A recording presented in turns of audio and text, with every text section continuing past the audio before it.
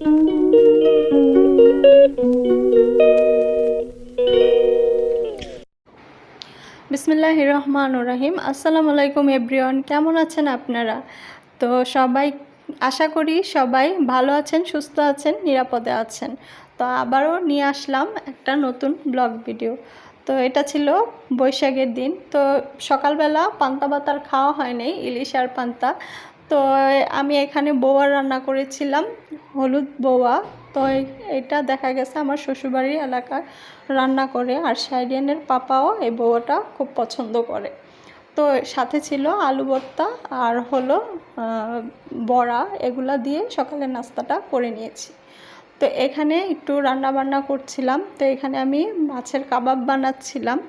তো মাছের কাবাবে দেখা গেছে মাছটা পরিষ্কার করে হলুদ, মরিচ, লবণ দিয়ে আমি সিদ্ধ করে নিয়েছি। তারপর মাছের কাঁটা ছাড়িয়ে এখানে ধনিয়ার গুঁড়ি, জিরার গুঁড়ো, আদা রসুন, আলু সিদ্ধ আর হলো পেঁয়াজ, কাঁচামরিচ এগুলা দিয়ে এই যে কাবাব করে নিচ্ছি। তো আমরা মোটামুটি সবাই তো এই মাছের চপ বলেন, কাবাব বলেন, এগুলা করতে পারি।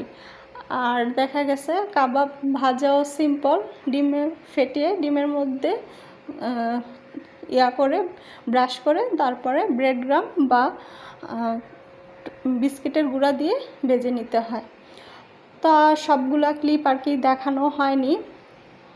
সাইরিয়ান কিন্তু অসুস্থ। তো সাইরিয়ানের হঠাৎ করে জ্বর আর ঠান্ডা লেগে গেছে। সবাই আমার বাবাটার জন্য দোয়া করবেন। আর তাড়াহুড়া করে একটু রান্নাটা করছি। তো এখানে পোলাও বসিয়ে দিয়েছি, এই যে পোলাওটাও বসিয়ে দিয়েছি। আর লাস্টে এই যে ঘি দিয়ে একদম দমে বসিয়ে দেব পোলাওটা। আর যারা এই পর্যন্ত আমার সাথে আছেন স্কিপ করবেন না, আশা করি ভিডিওটা কন্টিনিউ করে যাবেন। আর আমাদের চ্যানেলটা অবশ্যই একটা লাইক দিয়ে সাবস্ক্রাইব করে দেবেন। আর আপনি যদি এই ধরনের ব্লগ ভিডিও দেখতে চান তাহলে অবশ্যই একটা বেল আইকনে ক্লিক করে দিবেন, আর ফ্রেন্ডস অ্যান্ড ফ্যামিলির সাথে শেয়ার করে দেবেন। তো এখানে আমি রোস্টও রান্না করে নিয়েছি। তো রোস্টের ভিডিও আমার চ্যানেলে আছে, ইচ্ছা করলে আপনারা দেখে নিতে পারেন। তো এটার আর ভিডিও করা হয়নি। তো এখানে আমি রোস্টের মধ্যে আর পোলাওতে পেঁয়াজ বেরেস্তা দিয়ে নিচ্ছি।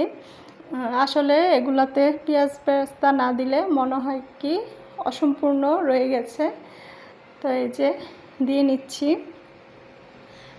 আর এখানে আমি ডিমের কোরমা রান্না করব।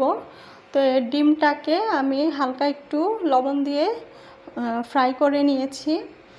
আর ডিমের কোরমা বলেন, ডিমটা একটু হালকা ভেজে নিলেই ভালো হয়, নাহলে কিন্তু একটা হার্ড হয়ে যায়। আর রোস্টের ক্ষেত্রেও অল্প ভেজে নিলে একটা সফট জুসি ভাব থাকে, না হলে হার্ড হয়ে যায়। তো আমি সিম্পলভাবে যেভাবে ডিমের কোরমা করি সেটা আপনাদের সাথে শেয়ার করছি।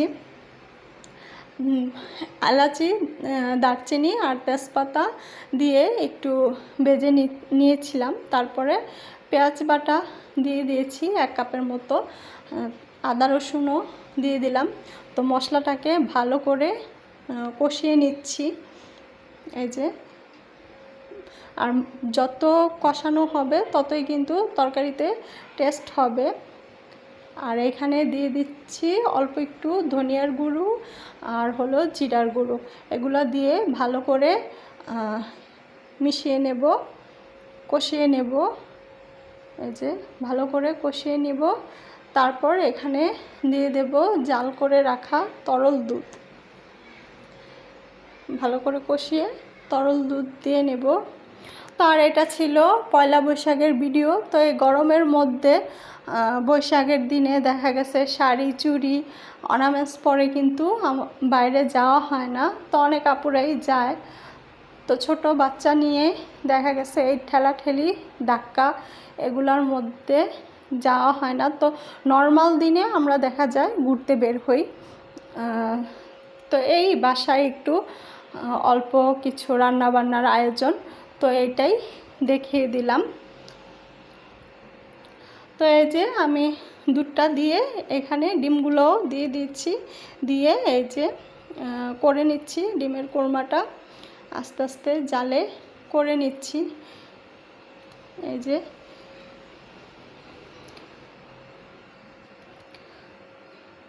তো সবগুলো রান্নার ক্লিপ আর নেওয়া হয়নি তাড়াহুড়োর মধ্যে। আর এখানে কিছু কাঁচামরিচও দিয়ে অ্যাড করা হয়েছে। আর নামানোর আগে এই যে ঘি দিয়ে দিলাম, আর হলো সামান্য 2 ফোঁটা কেওড়া জল দিয়ে দেব, এতে করে একটা ডিম থেকে শাহি শাহি একটা ফ্লেভার আসবে।